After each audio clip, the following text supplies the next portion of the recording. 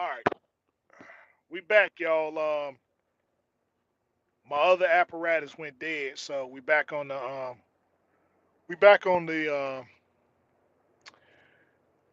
regular device here.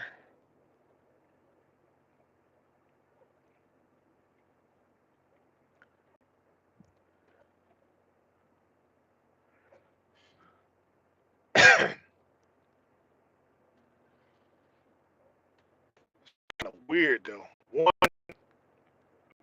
makes me look real, the other one makes me look real old. I get real self-conscious about how I look. All right, Mr. Turner, what's going on? So, um,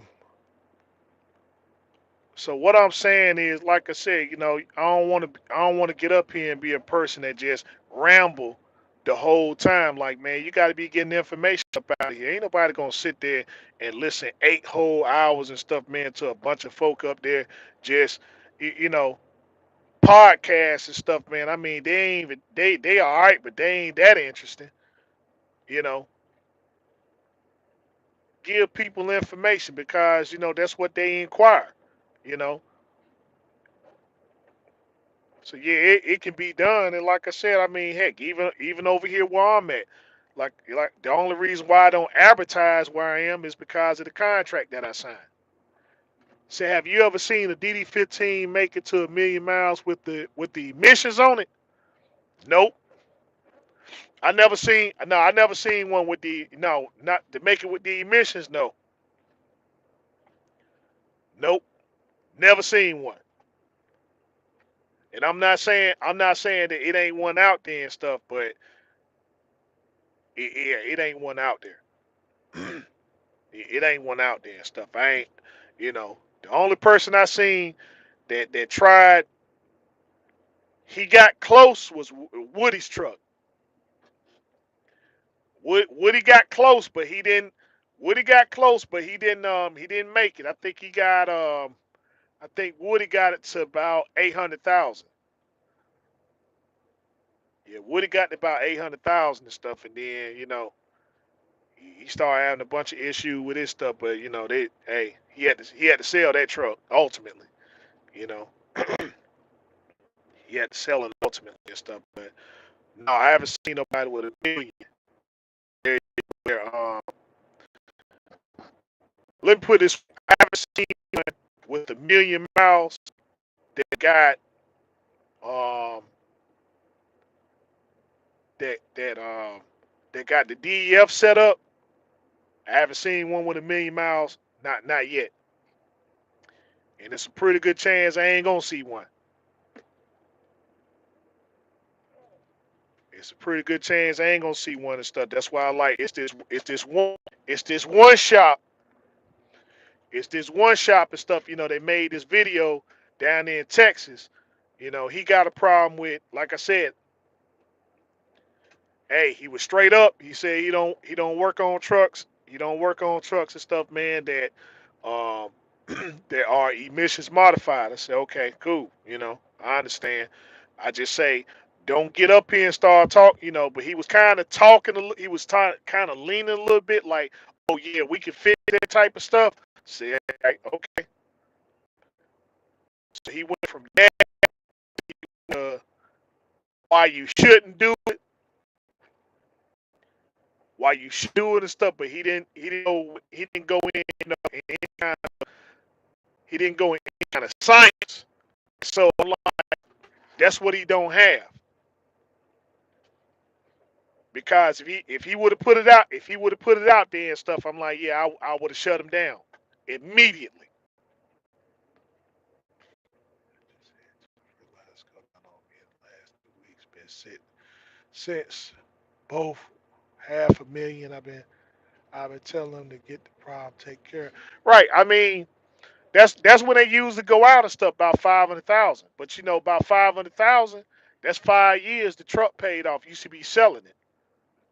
That's how they feel about it. Like, after you get a certain amount, you should be selling and get you another one with the same type of setup on it. So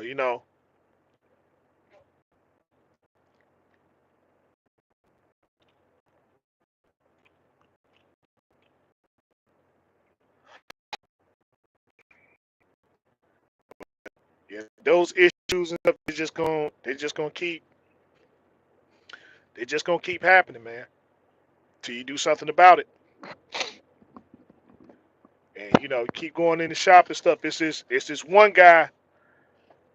I feel kind of sorry for him and stuff. He going through it with his truck, but I don't feel me going to tell him what the issue is going to be and how to rectify it. I don't think he's going to be one to do it. But I'm watching him, and I'm like, if he ever pops up the question and say, okay, what should I do? Then yeah, I'll reach out to him and stuff. But he seemed pretty adamant about going to the shop. He seemed pretty adamant about going to the shop and stuff, and I mean going to the dealership and stuff like that, and have them do stuff. Cause they were talking about. They said he was talking about his CPAC 2, right? He was having emission issues and stuff, and they were talking about, oh, it could be your CPAC 2. And I'm like, oh man, here we go. See, that's the reason why, honestly, why I don't take a lot of time off and stuff in my truck. Like, um, I'm thankful. I'm real thankful that I can park my truck at the house. But other than that and stuff, man, the way they just been going hammer time with these CPAC 2s, man. They just, hey, if it's any kind of cascade, you're sitting somewhere and stuff, you come back, your stuff gone. And they've been real bad up in this Jersey. They've been real bad up in this Jersey area. I'm saying I don't even see how. I'm telling you, I'm like, well, they got a way to where you could take your CPAC 2, you could take it out of the truck and stuff and take it home with you. So let's see, what's that guy Tony? Yeah, Tony. What's his name? Tony Electronics. He got a way and stuff to where your CPAC 2 sits on the outside and stuff, and then you just unplug it and then you take it home with you. And then when you ready and stuff to drive and stuff, you come back, you hook that up. And see, my thing with the CPAC 2 is that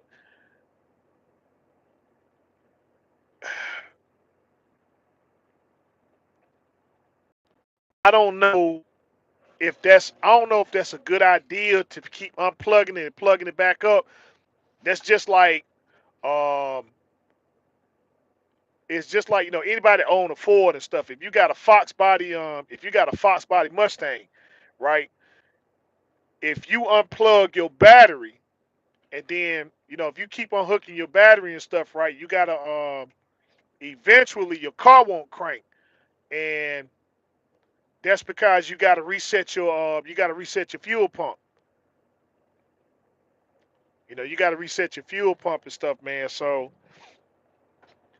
um I guess for people, to make sure their car didn't get stolen, they'll unhook the battery and all that stuff. They'll put a kill switch in it, and then, like, daggone, man, my car ain't cranking there and stuff, because, you got to reset your fuel pump.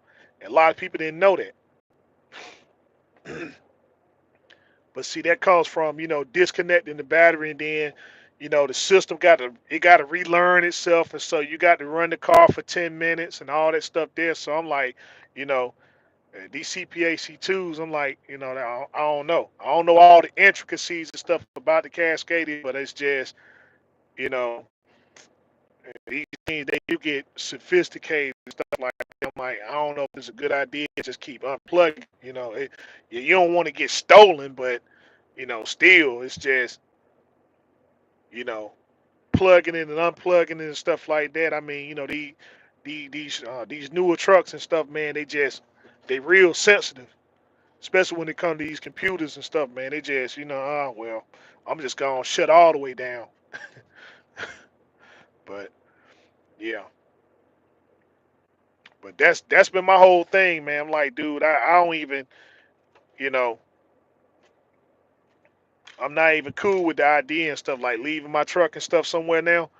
And I mean, I gotta go get some work and stuff done, and which means that I got to go to this shop. And I'm saying, like, I dealt with these guys before and stuff, right? But I'm not, I'm hoping that they can get to me early enough to where, I mean, they got to redo the radiator and stuff. So I'm saying, like, um, I'm cool with it being an all day job. I'm just not cool with my truck being there, you know, and being everything and stuff that's going on. And then I come back and now my CPAC2 got stolen, you know. And I'm saying that's when I'm probably when I hurt somebody. Guys, I'm like, did this your insurance? And I was going to total off my truck then. If anybody steals my CPAC2 out my truck, you might was going, dude, you might have gone set the truck on fire. Yep, it's a total loss. I ain't trying to get a new one. I ain't trying to get a new one. I ain't trying to wait around for no new one. Just go and give me a whole, just go and cut me a check for the truck and go and give me a whole new truck. But that's been the only thing that kind of bothered me and stuff. So I'm like, man, I get there early enough and stuff, maybe go ahead and in the morning. Stay here and stuff, you'll be the last thing to leave. Like, yeah, I know these radiators, they a pain in the butt, but you know, it's just really unhooking some stuff and then just unhooking it, taking the old one out, putting the new one in. So,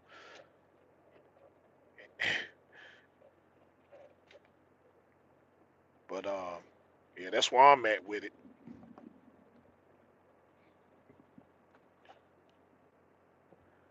Yeah, I might find somewhere and stuff like they gonna put it in the shop. Okay, all right. Well, I'm gonna be in this truck somewhere then. I'm gonna hide out. I'm gonna hide out in this truck and stuff. Just cover up myself and not move. Cause I'm telling, I'm like, man, dude, somebody get in here and think about trying to take my CPAC2. It's gonna be bad.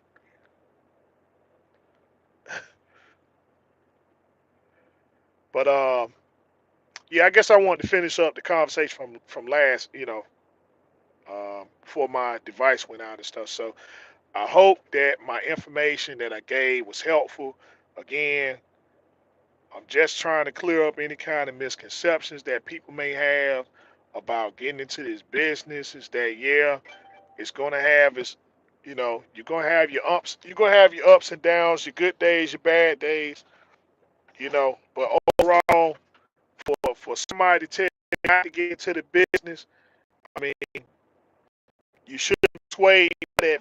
If you are swayed by one person, you really shouldn't be doing. You really should be doing it anyway and stuff. You should always be inquiring and asking questions. See what sciences and stuff, man, can be brought out so that you can understand what you get into. Cause um, I mean, it's a lot of cutthroat stuff that's going on out here. A lot of people don't understand figures and just rob left and right. One man, you know, when am I gonna get out here and start winning? And it's just you're not winning because you're not winning because you're doing the wrong stuff as far as like with your business. You know how to pick up and delivering freight, but you just ain't got to understand about how to read contracts and do math. You know those basic essentials right there and stuff. If you don't understand, there's plenty of people out here that can give you an understanding. You know, they can give you an understanding. You're gonna have to spend a little bit of money, but you can get that verbiage and stuff down pat.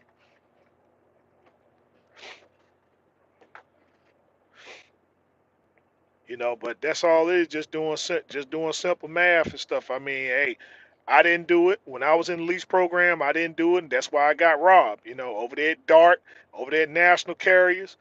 Um, when I was with Allstate Express with my own truck, they were just robbing me because I refused to do math. It's like, okay, well, um, let me get out here, run, do freight and stuff, and just hope for the best on Friday. And that ain't it. If I just would have sat there and just did some simple math, Then I can ask the right questions. Okay, listen, this is the reason why things ain't working. So, um, this is what you have.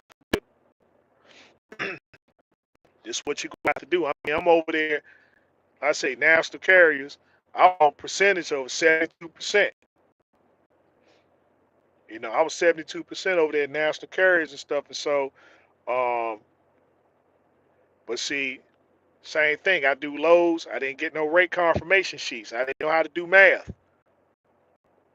I didn't know how to do math and stuff until I'm over here two. I'm over here 2.5 years in with national carrier before I figure it out. 2.5 years later. You know, and I say doing lows and stuff, 72%. Never seen a rate confirmation sheet. Never seen a rate confirmation sheet. It's just what they tell me. Okay, well, this load here's only paying 99 cents a mile. It's only paying 99 cents a mile and stuff. That's it. This what this lane right here. This what it's paying based upon what you're telling me. But I can't see the rate confirmation sheet for myself. You know, which is what it requires. I'm like, man, I'm not sitting there saying that you a liar. I'm not saying that you a liar. It's just, maybe there's some misunderstanding between what you present and what I'm seeing. So, I got to be in the know and stuff just like you. All of it is business. And if you feel that it's disrespectful for me to ask questions and stuff like that, then we got to reassess what this business thing is about. I'm not doing this for feelings and emotions. Sean Farron, what's going on? From the hoser. You was in the Lone Star. You was in the Lone Star. Now you in the hoser. Or hooser. But that's the thing there and stuff is just um they'll tell me what the load and stuff is paying without me seeing no kind of rate confirmation sheet. You can see it all day long. So I'm saying, you know, you tell me it's 99 cents a mile and stuff without presenting me anything, and I'm just gonna go over here and take it, and the load probably could have been paying a lot more. That was just a lucky guess. That was just a lucky guess. But yeah, that's the thing there, man. I just, man, I didn't, I mean, I just got taken advantage of and stuff over there. 2.5 years. Then they telling me, and I'm just staying over there just so I can get a truck. A 2006, a 2006 387. This is what they wanted me to do. Now they had W900s over there and stuff, right? So they expected me to upgrade. I've been in this truck for 2 years. I'm under the impression that the contract was for 90. The contract was for 92 weeks, right? And so they said they're gonna sell you the truck at fair market value, right? They're gonna sell you the truck at fair market value. So it had up there on the contract. They're gonna sell you the truck for 41. Yeah, the truck's gonna be 41.5. So I'm figuring like in 4 years I'm gonna be done, right? So then the director, once the truck and stuff is about to get paid off, he pulls me in there and stuff. He said, "Man, look, hey, this was after the recession. This was after the recession and stuff, right? In 2008, 2009, they had to refigure how they did the company and stuff, right? What they did, so what they did, against they went and borrowed money against all the equipment except the W900s, right? So yeah, they borrowed money and stuff. So I couldn't own the truck because it belonged. They had to pay that debt back to the bank or whoever they borrowed the money and stuff from. So the only trucks that was free and clear was the W9s. So what he wanted me to do was to get out of that truck there and get into the W9, get into that lease for 5 months, how many months left on it. Then I'll go into a guaranteed payout. Without saying like, well, Dad, on. That's what I thought I was doing when I was with this truck in and stuff. So I'm like, so well, here's what we can do. We can lease you that truck again, right, for 1 year. And then if you still stay with it, then you'll go into a guaranteed buy after 1 year. So yeah, I signed the contract and they lowered the payments and stuff on it. They lowered the payments and stuff on it. So I started driving. But then when I started, when I started doing math, and stuff, I was seeing like, man, oh dude, this don't make sense. This ain't making sense and stuff. I'm like, dude, I'll never own this truck. I'll never own this truck. But I was under the belief that the only way that you can own a truck was through going through a lease program, right? And see, not understanding, okay, well, in order to own a truck, I thought you had to have like great credit and all that other stuff there. And I'm like, and me, you know, not inquiring about business and stuff like that. I'm like, dude, man, my credit was straight. Could have went down and got any kind of truck. One place I went to, zero money down. My credit was in excellent condition. But see, I didn't know until I started applying myself. I didn't know until I started. I thought, I had to have excellent credit and all, and only rich people go out here and get this and get that. That's the type of mindset that you in. But I never applied myself to studying, you know, how far I can go with certain things, or either, start dialoguing with people who had trucks. Not the least purchase people. I'm saying people that actually went to banks and got their trucks. No, I ain't gonna talk to them and stuff. They ain't have time, and really they did. It's just never went over there and asked the questions. Like, man, daggone, you got all these guys over here with 379 peaks and W900s, and they just making money hand over fist. You know, and I'm over here and stuff, man, shooter in the hole every single week. Like, man, how is that? But shoot, the truck that they got and stuff, brand even they not even making. My pay was 500 a week and stuff. 2,000, 2,000, well, 2,100. They got brand new truck. They was paying about 12, 13 a month. So,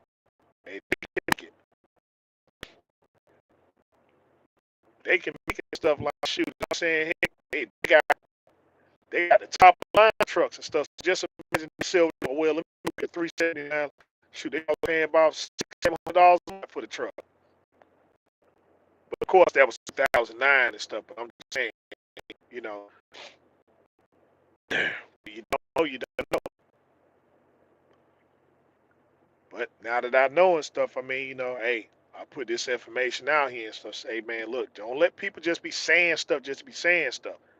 You know, that's why I say when I do my consultations, when I talk to folk and everything, hey, look, I make sure that what I'm talking about is on point. I ain't gonna just get up here and start rambling a bunch of nonsense, you know, and wasting folk time, man. Look, I want you to get this. I want you to understand this.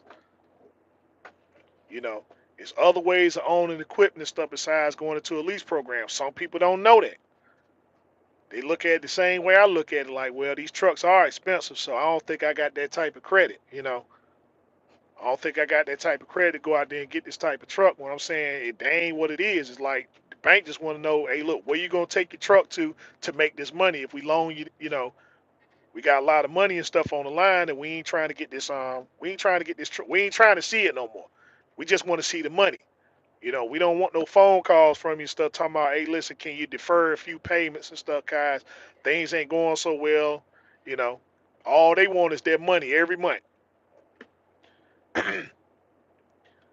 you know, and people look at financing and stuff like it's a punishment. I'm like, shoot, dude, financing, dude, you put me so far ahead of the game. It's crazy.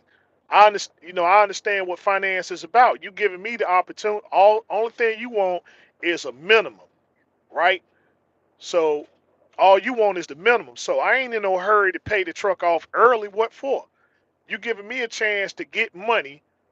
You're giving me a chance to get money to take this money and invest it in other places. So truck payments and stuff like finance and stuff, that don't bother me.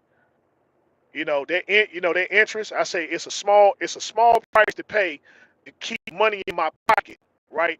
Take it and invest it in other places. And so I'm like really overpaying, not really overpaying because you're giving me X amount of time. You're giving me 2 years or 4 years or whatever to pay this off. And so um, I can either pay it off early if I feel like, okay, well, you're beating me, or, the interest and stuff ain't what, 6% interest. Like I said, a small price to pay to make sure that I keep my own money in my pocket. So, yeah, I'll pay that fee. I'll pay that fee and step to make sure that I'm not cash broke, cash poor.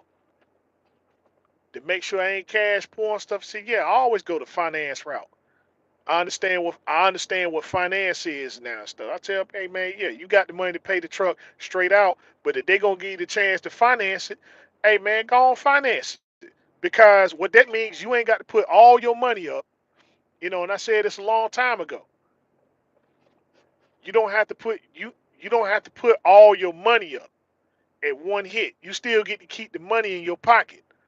And that money there and stuff is able for you to invest and move into other places. Or if you need to take care of what you have to take care of right there at that particular time, you can do that too.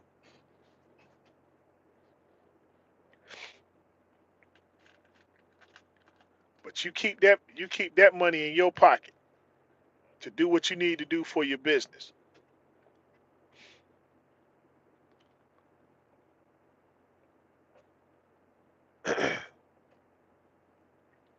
Hey, but anyway, I'm go ahead, jump on off here and stuff.